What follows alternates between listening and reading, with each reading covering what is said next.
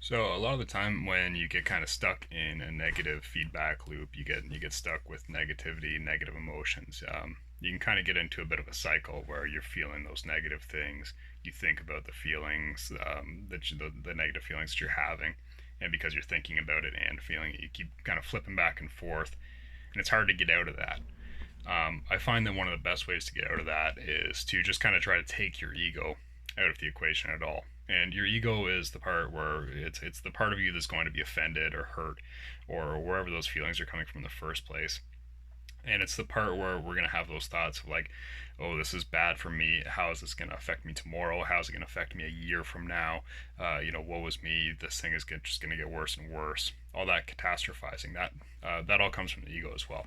So you can use it's kind of a technique you might use for someone who's having an anxiety attack, but it's also a bit of just kind of a basic mindfulness technique. What you want to do is kind of break that cycle by just bringing yourself into your firsthand experience of, it can either be your environment, or my preference is to just use your body.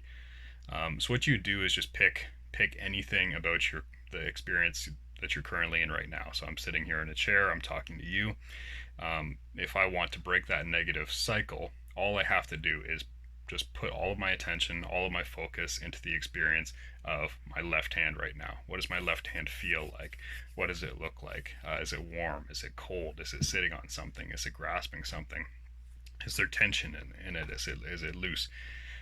Just kind of really dive into all of the aspects of something very specific like that.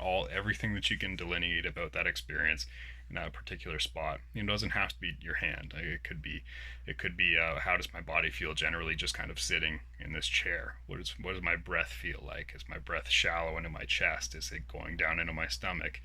Are they long? Are they short? But just pick something in your immediate experience, something that you can really dial into, you can really look at specifically, and you can really kind of just put all of your attention on, and just keep your attention on that thing. And again, this could be anything.